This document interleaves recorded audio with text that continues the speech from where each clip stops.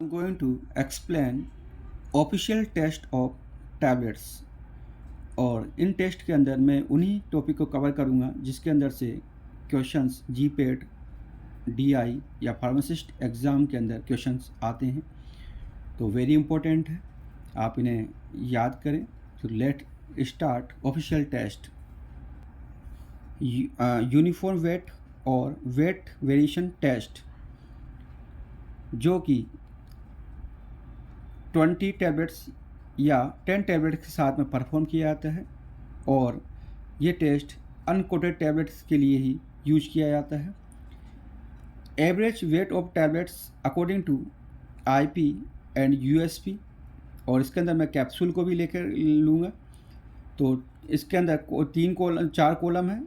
IP के according average weight, USP के according average weight, और परसेंटेज डेविएशन या you can say acceptance value. और नेक्स्ट है आपका कैप्सूल। तो हमें इजी वे में याद हो जाएगा। तो आईपी के अकॉर्डिंग फर्स्ट है जो एवरेज वेट है वो 80 mg और लेस देन 80, और यूएसपी के अकॉर्डिंग 130 mg और लेस देन 130 mg। तो एक्सेप्टेंस वैल्यू इसके अंदर 10 परसेंटेज डेविएशन है, प्लस माइनस 10%। और कैप्सूल के लिए लेस देन 300 mg के लिए होता है। सेकेंड है average wait more than 80 mg और लेस देन 250 mg आईपी के अकॉर्डिंग, और यूएसपी के अकॉर्डिंग 130 mg टू 324 mg के लिए क्या होगा परसेंटेज डेविएशन आपका प्लस माइनस या 7.5। एग्जाम के अंदर पूछा जाता है, याद रखना है। और कैप्सूल के लिए यही डिजिट कितनी के लिए होती है, मोर देन 300 mg के लिए कैप्सूल के अंदर ये एक्सेप्टेंस वैल्यू होती है। तो हमें याद रखना वेरी इंपॉर्टेंट है। नेक्स्ट है आपका मोर देन 250 mg या 250 mg और more than 324 mg according to USP. तो उसके लिए कितनी है परसेंटेज डेविएशन 5। क्लियर। तो ये हमें ये डाटा में याद रखने हैं, और आप चाहो तो इन्हें ट्रिक से भी याद कर सकते हो। आप इस टाइप याद कर सकते हो 80 या लेस देन 80, इसके लिए एक्सेप्टेंस वैल्यू 10%, और 80 टू 250 mg के लिए जो इसके बीच में जो रेंज है वेट वो कितनी है 7.5%, और मोर देन 250 mg के लिए कितनी है परसेंटेज आपका डेविएशन प्लस माइनस 5%। तो आप इस टाइप से याद कर सकते हो। यूएसपी के अकॉर्डिंग आपका less than 130 mg average weight है वो आएगा, वो कितना होगा 10%, और 130 टू 324 mg के लिए कितना होगा 7.5 mg, और 324 mg से अगर ज़्यादा की एवरेज वेट है तो उसके लिए कितना है 5%। इस टाइप से आप इसको ट्रिक के थ्रू याद कर सकते हो। और यूएसपी का अकॉर्डिंग अगर 20 tablets not more than 2 tablets fail, अगर कोई भी बैच है अगर उसका परफॉर्म किया था तो 20 टैबलेट्स का में से अगर मोर देन 2 टैबलेट्स अगर फेल होती है तो वो बैच फेल हो जाता है। यूएसपी का अकॉर्डिंग ध्यान रखना है। हार्डनेस टेस्ट, नेक्स्ट टेस्ट है ये हार्डनेस टेस्ट, जो कि 5 टैबलेट्स के साथ परफॉर्म किया जाता है। तो इसके अंदर टैबलेट्स क्रशिंग स्ट्रेंथ को मेज़र किया जाता है। और जो हार्डनेस टेस्ट के अंदर हार्डनेस के अंदर जो वेरिएशन आता है वो कुछ फैक्टर्स होते हैं उनके द्वारा होता है, जो कि मैं आपको निम्न है। फर्स्ट है compression of tablets and compression force, जो कि आपका जब टैबलेट्स को परफॉर्म आपका बनाया जाता है तो उसके अंदर जो कंप्रेसिव फोर्स कितना यूज किया गया है उसके ऊपर डिपेंड करता है हार्डनेस। नेक्स्ट है amount and types of winder, कि कितनी मात्रा के अंदर आपका वाइंडर यूज किया गया है और कौन से प्रकार का वाइंडर यूज किया है उसके ऊपर डिपेंड करता है हार्डनेस। नेक्स्ट जो आपको एक और चीज़ बता दूँ मैं आपको, जो इफर्वेसेंट टैबलेट्स होती हैं उसके अंदर वाइंडर का यूज नहीं किया जाता है, और जबकि आपका च्यूअल टैबलेट्स के अंदर हार्डनेस ज़्यादा रखी जाती है तो उसके अंदर वाइंडर का यूज ज़्यादा किया जाता है, हार्डनेस ज़्यादा आती है। नेक्स्ट है मेथड ऑफ ग्रेनुलेशन प्रिपरेशन। जो ग्रेनुलेशन फॉर्मेशन की जो मेथड होते हैं उसके ऊपर भी हार्डनेस डिपेंड करती है। जैसे कि डायरेक्ट मेथड से ज़्यादा हार्डनेस वेट मेथड्स की होती है। वेट मेथड से जो अपन बनाते हैं उसके अंदर ज़्यादा हार्डनेस होती है, और स्लैगिंग मेथड जो कि बेस्ट होता है फॉर द हार्डनेस के लिए। तो कुछ पैरामीटर्स हैं जो हमें याद रखने पड़ेंगे इसके अंदर। ओरल टैबलेट्स के लिए हार्डनेस कितनी होती है? 4 to 10 kg। Hypodermic and chewable tablets के लिए हार्डनेस कितनी आपका होती है? 3 kg। सस्टेंड रिलीज टैबलेट्स के लिए हार्डनेस होती है 10 to 20 kg। वेरी इंपॉर्टेंट है, पूछ लिया था कई बार एग्जाम के अंदर, क्योंकि सस्टेन रिलीज के अंदर क्या होता है, जो मेडिकामेंट होती है वो स्लोली रिलीज होती है बॉडी के अंदर, तो उसके अंदर हार्डनेस ज़्यादा रखी जाती है, और अगर हार्डनेस ज़्यादा हो तो डिजोल्यूशन भी उसका स्लो होता है। नेक्स्ट है इफर्वेसेंट टैबलेट्स, जिसके अंदर हार्डनेस होती है 1.3 kg। क्योंकि इफर्वेसेंट टैबलेट्स क्या होती है, जो कि वाटर के अंदर डालते हैं डिजोल्व हो जाती है, तो इसलिए उसके अंदर वाइंडर का यूज नहीं किया जाता है। तो ये कुछ पैरामीटर्स हमें याद करने हैं, वेरी इंपॉर्टेंट है, पूछे जाते हैं एग्जाम के अंदर। हार्डनेस टेस्ट को परफॉर्म करने के लिए कुछ एप्रेटस का यूज किया जाता है, तो मैं ओवरव्यू देना चाहूँगा इसके अंदर। फर्स्ट है मोनसेंटो हार्डनेस टेस्ट, जो कि केजी और पाउंड्स के अंदर हार्डनेस को मेज़र करता है, वेरी इंपॉर्टेंट है, याद रखना है। सेकंड है स्ट्रॉन्ग कोप टेस्टर, जो कि हाइड्रोलिक प्रेशर के ऊपर डिपेंडेंट होता है, आपका हाइड्रोलिक प्रेशर के ऊपर ऑपरेट होता है। नेक्स्ट है फाइजर टेस्टर, जो कि अपने घरों के अंदर प्लाई होता है उसके जैसा होता है, क्लियर। और नेक्स्ट है इरविका टेस्टर, जो कि वर्टिकली ऑपरेटेड होता है और इलेक्ट्रिकली ऑपरेट होता है, ये जो कि रिसेंटली आपका यूज किए जाते हैं। और इसके अंदर एक और है आपका स्क्लेनाइजर टैबलेट टेस्टर, जो कि इसके अंदर तो आपका इरविका के अंदर वर्टिकल होता है, फोर्स अप्लाई किया जाता है, और इसके अंदर आपका हॉरिजॉन्टली फोर्स अप्लाई किया जाता है। हमें ये ध्यान देना है कि ये सभी जो टेस्टर हैं वो केजी के अंदर हार्डनेस को मेज़र करते हैं, परंतु मोनसेंटो हार्डनेस टेस्टर वो क्या कार्य करता है, आपका केजी और पाउंड्स के अंदर हार्डनेस को मेज़र करता है। और नेक्स्ट है आपका स्टोक हार्डनेस टेस्टर, और इन सभी के अंदर जो रिसेंटली यूज किए जाते हैं और इलेक्ट्रिकली ऑपरेट होते हैं वो दो ही होते हैं, इरविका टेस्टर एंड स्क्लेनाइजर टैबलेट टेस्टर, इनको हमें याद रखना है।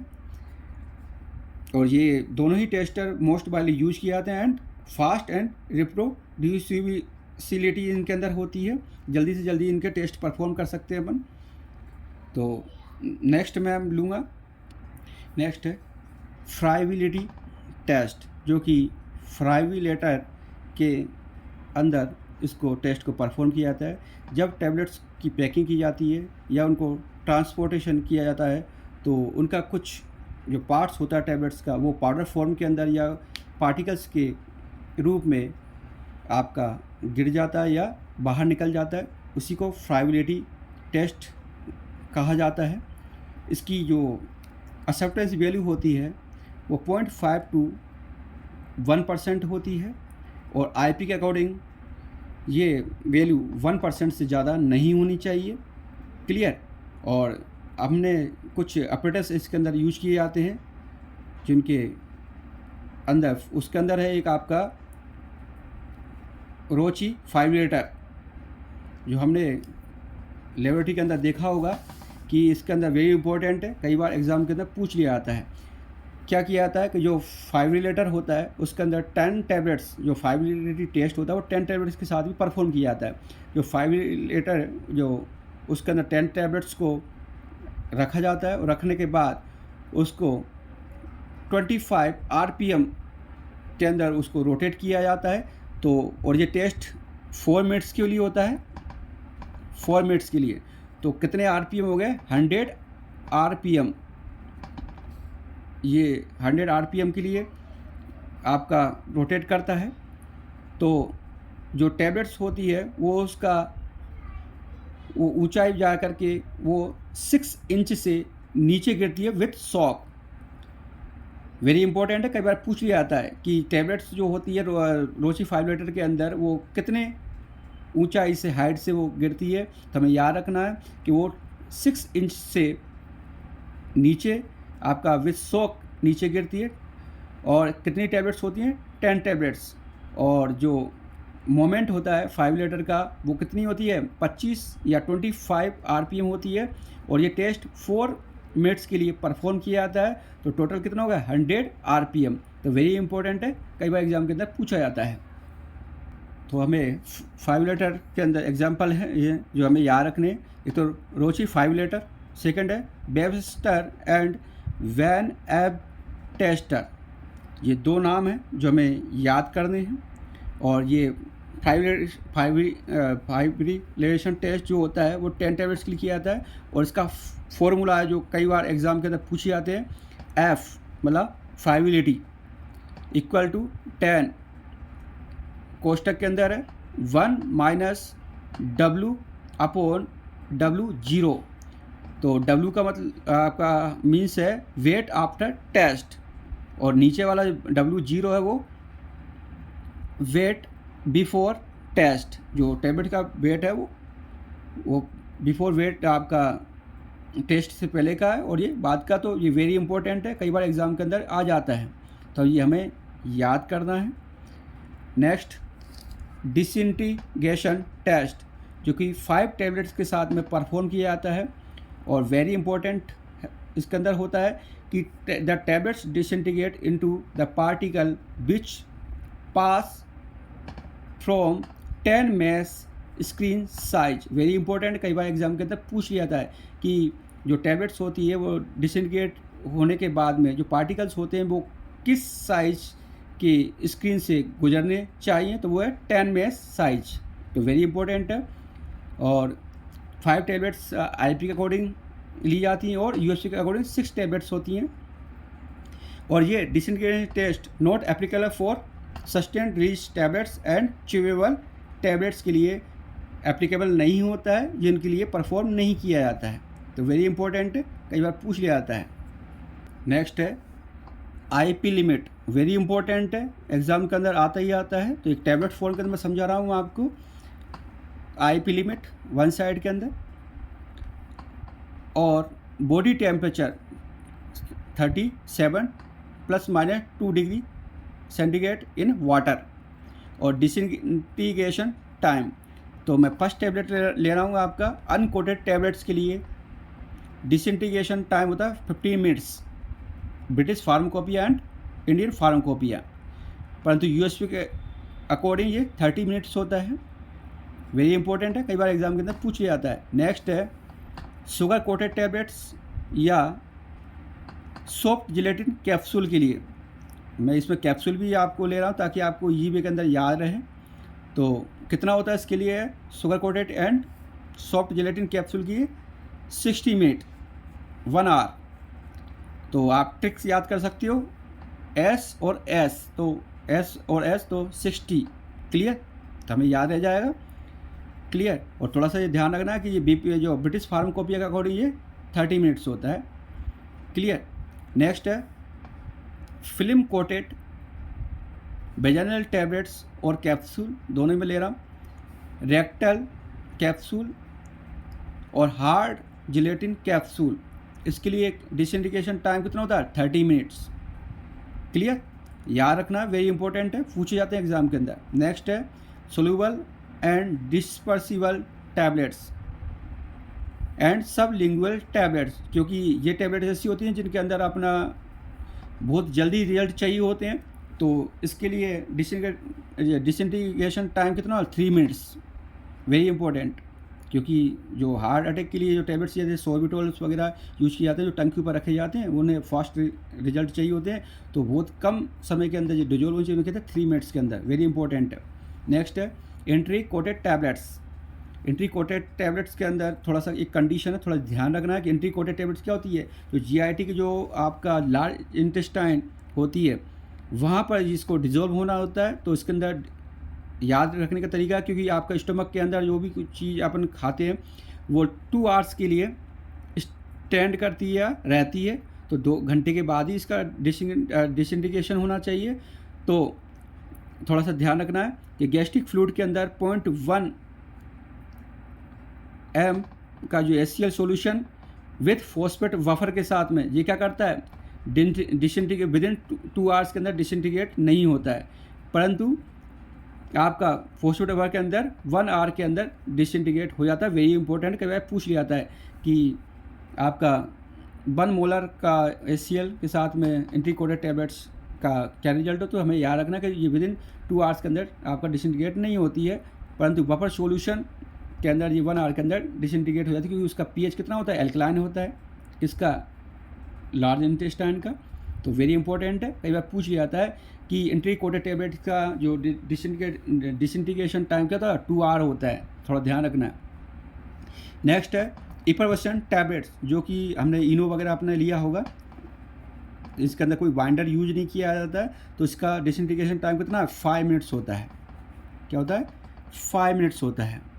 तो ये इफरवेसेंट टैबलेट्स है, और आपका soluble and dispersible tablets and sublingual tablets के अंदर जो आपका जो डिसइंटीग्रेशन जो टेम्परेचर होता है वो लेस देन बॉडी टेम्परेचर होता है, क्योंकि ये आउट ऑफ बॉडी परफॉर्म किए जाते हैं। तो आपका 20